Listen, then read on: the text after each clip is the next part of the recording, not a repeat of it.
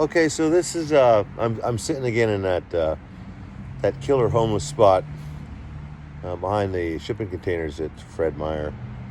Um, it's just a nice, peaceful spot. I'm having a smoke, and I I managed to score a gift card for Starbucks today. So I'm first time in I think a month. I'm having a hot coffee and a red cigarette.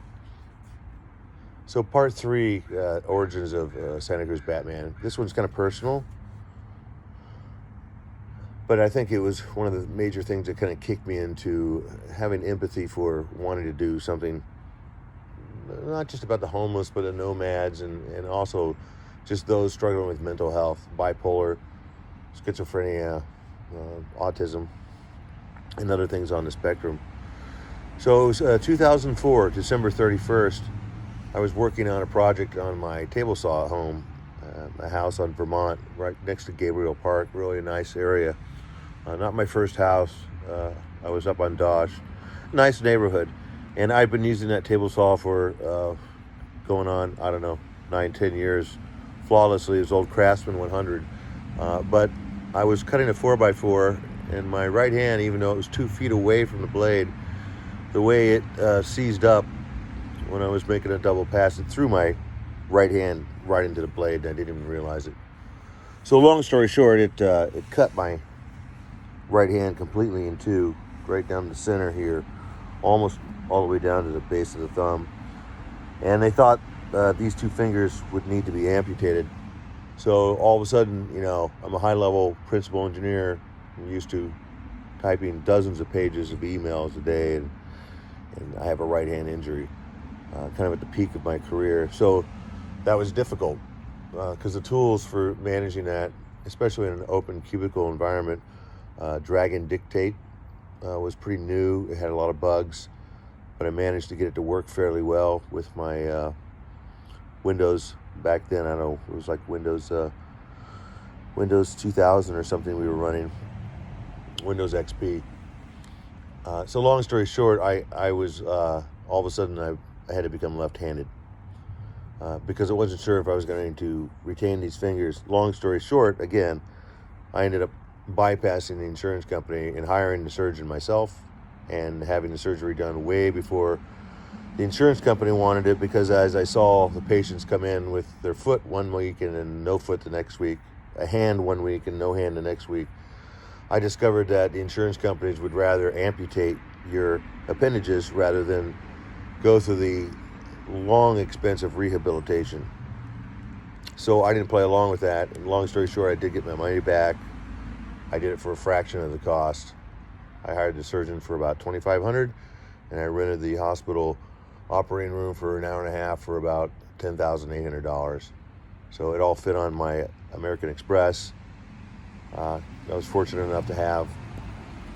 And so I saved this hand, and it's 90% functional. Otherwise, if I'd let the insurance company do what they wanted to do, I'd still be left-handed. So in that experience, if you're not familiar, the right hand is controlled by the left brain, if I'm correct, and the left hand is controlled by the right brain. And just like in stroke victims, where the part of the brain is affected for speech, the brain will rewire to an extent. And that's why eventually stroke victims can recover speech, because they have to grow new connections and move capability from one part of the brain to the other. Same thing with a right hand injury. If you're a right-handed person, it's, your whole world is turned upside down. The first time you try to sign a signature with your left hand, it makes you cry, because all of a sudden you realize your life is really different going forward, and you don't know if the surgery is going to, you don't know if you're going to ever have your right hand back again. So your brain starts transferring as much as it can about all the skills you have in your right hand to its left hand. And when I mean transferring, this isn't just a software move. There is, you have growth in the brain. And so for something like a hand injury, one of the information is in the right hand side of the brain and the other is in the left hand side of the brain. Those connections are going to be connections between the left and the right. If you know anything about biology of the brain, the female brain, XY versus XX chromosome, let's just say XY versus XX, there's slightly more connections in parallel in the female brain, right? The XY, as opposed to the XX predominantly. There's exceptions. And so in that process of becoming left-handed, the brain all of a sudden introduces new connections that whatever, if you were like borderline bipolar, I guess is what I would call myself. It was always kind of borderline, but it was very manageable, pushes it to an extreme. And so when you're going through that process, you experience a tremendous reawakening of experiences, music, memories. Even like my German was rusty, it became fluent rather quickly, because all the things I'd studied a lot, like with 17, 18, 19 years, those memories get a little rusty when you're in your late 40s.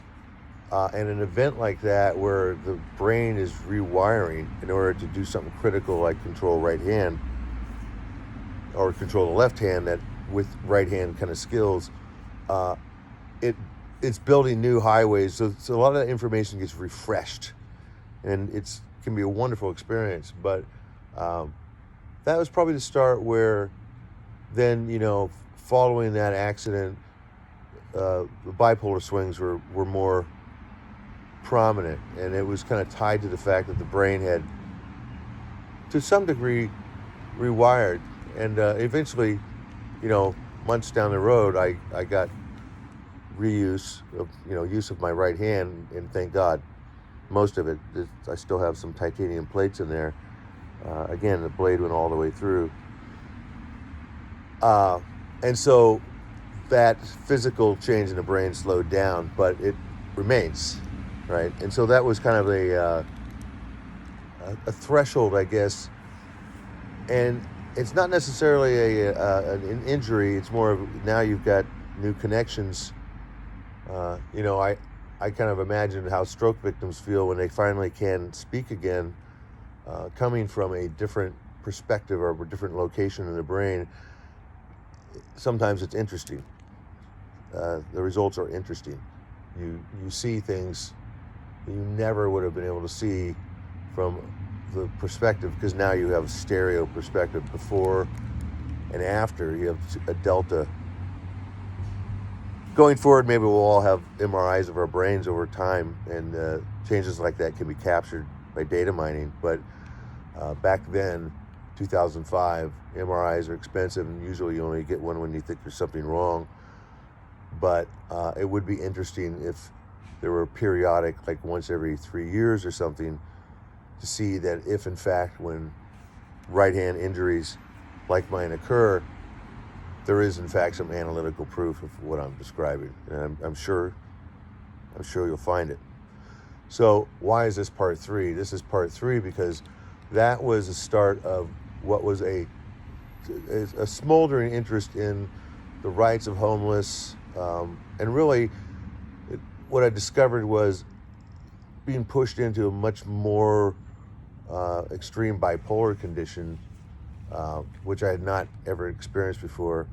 The only people I really felt comfortable talking to were other bipolars and schizophrenic and sometimes autistic.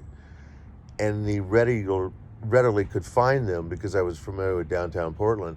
They're very high, much higher percentage than the average population of those afflictions. They're not really afflictions, they're just conditions.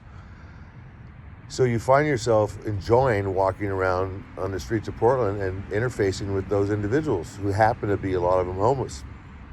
And so what was an interest in homeless now got magnified with resonance, the interest in homeless people who have a strong bipolar, schizophrenic, or other autism or other, and manage to survive, and how they cope with the world, themselves, and everything.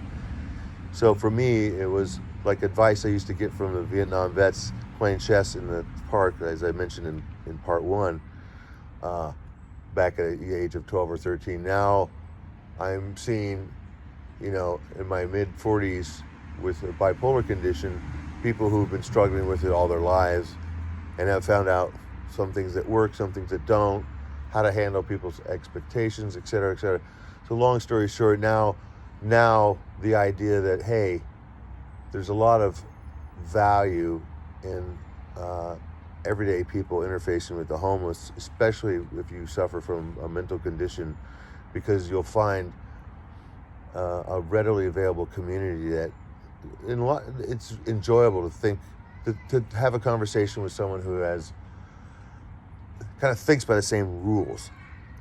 It probably won't make sense unless you are a person who has some sort of been diagnosed with the mental affliction or not diagnosed, and you have it.